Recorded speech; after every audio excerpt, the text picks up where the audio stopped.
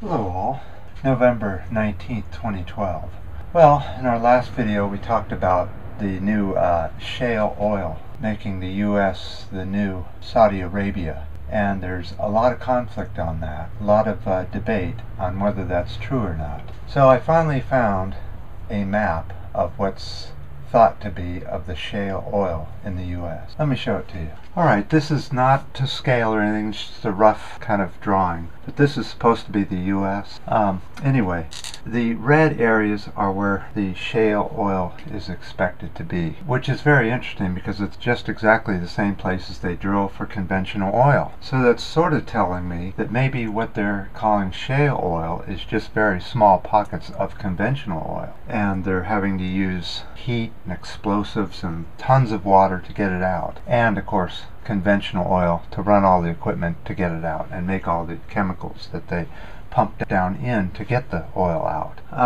Anyway, so the point of this is that the red areas are where the shale oil is supposedly, and the green areas are our aquifers. Boy, that's a hard one to say. The big one is right here in the center of the U.S., and that's not really the correct shape, but it's just to kind of show you. This one's the most important that we not drill through to get to these oil pockets. North Dakota is sort of has some oil also up into here, and they have all the North Dakota area has a small thin aquifer underneath the ground, and they have to drill through that aquifer to get the oil out, giving a good path for pollution into our only drinking sources left that aren't polluted all the way. California has some oil down in the south, as we know. They pump there, including out in the ocean. They also have a large aquifer in the valley. Another one of the second biggest aquifers is in Florida, and fortunately you can see there's no oil over there, so their aquifer should stay somewhat clean of oil. Another big oil area is the mountains over in the east coast have a rather large amount of shale oil, as they're calling it, but it's rather hard to get out. The oil that's easy to get out is this one and these. Apparently all the rest are difficult to get out and small and really not worth the time getting it out.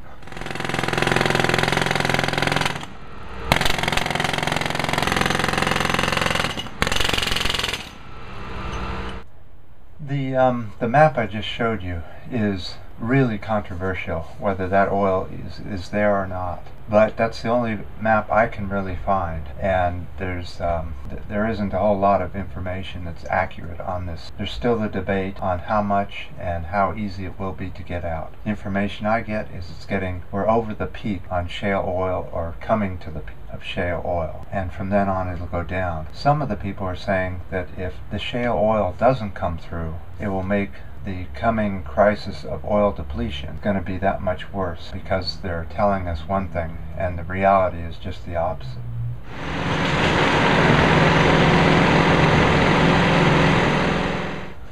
On Sunday the 18th of November, a large organization called 350.org and the Sierra Club, which I haven't heard of for some time, I think they fell asleep for a while, had an organizational rally around the White House to surround the White House with humans. They're protesting against the XL pipeline, and they protested by putting humans all the way around with a large pipe that they made, and they surrounded the entire White House with it.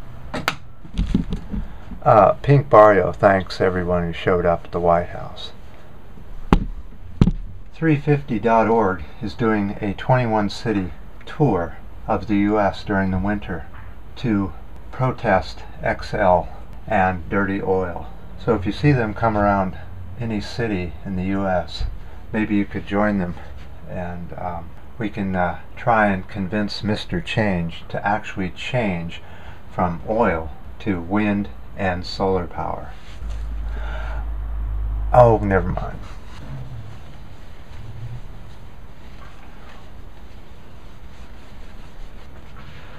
There's been so few videos, the eraser's doing quite well.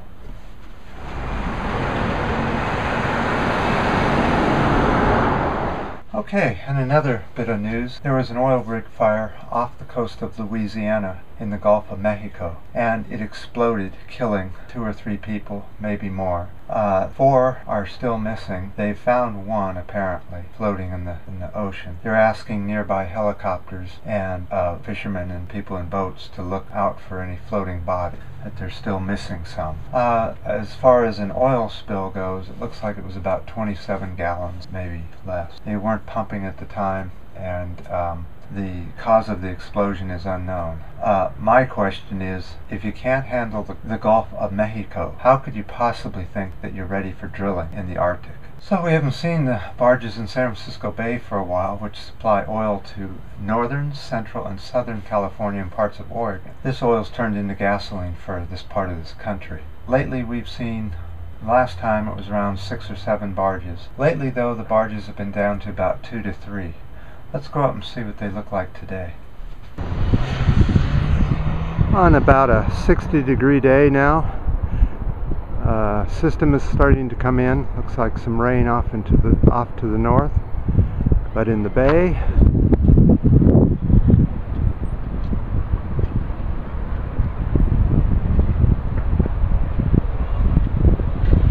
looks like 5 barges in San Francisco Bay. Gas prices have been unchanged pretty much since the last video that I showed gas prices, but we'll go down and check them out anyway. Okay, there's the inexpensive gas station, and there's the expensive gas station. And Brent Crude has been as much a roller coaster as anywhere. Today it shot up almost to 112. Let's go see where it is now. Alright, Brent Crude has been going up, down, then down. Because of speculation, not because of supply. Alright, today we started at 109, a little bit above, went up to 109.5 and dribbled, did the ups and downs and the downs. And then we began the ups. You almost needed climbing gear to do this one. And it right now at 112.5, somewhere in there. Actually, that's not correct, is it? I have that wrong. At present, it's at 112.4 and going up. Before we go any further, we had a question from a watcher, and this is their name. It's 1234 Dewini, I guess. We're a bit on a slope here. He asked, we're at Studio 7 by the way, he asked, where do you get your oil news? And I have to say, so many sources, every day it's different, but I will research and research and research. I'll try and find information that can be confirmed by other stories or news or charts or map. It's from a large source of news, plus a little bit of inside information from people I know. So, and as far as the Keystone XL pipeline goes, everybody can protest this thing whether you go to the protest or not. We've talked about what you can do, but another one is how you shop. What do you use when you go to a brick and mortar type store? Do you bring your own bags with handles that are made from artists, you know, not corporation? Here's some that we have here at the Pink Barrio that are used to go to our local cooperative to shop. They come in all kinds of colors. We also sell them, you can get them right here on Pink Barrio. Just go to the blog page and you'll see them.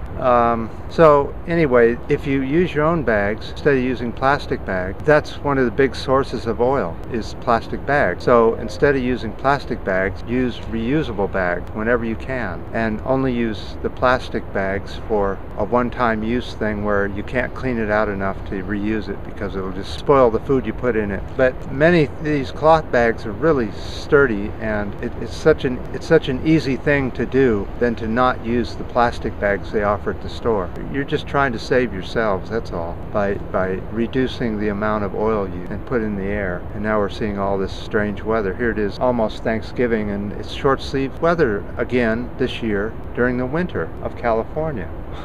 It used to be so cold during this month and next month that there would be ice on top of puddles, and there'd be this little air gap underneath the ice, and then there'd be another layer of ice, and then the water would be under that. And now you just never see that. You never even see frost hardly. So if you really want to do something, there's another way we can do it. It's just don't use the plastic bags at your grocery store. And most cooperatives prefer you bring your own bag anyway. There are more on the environmental thinking. So until next time.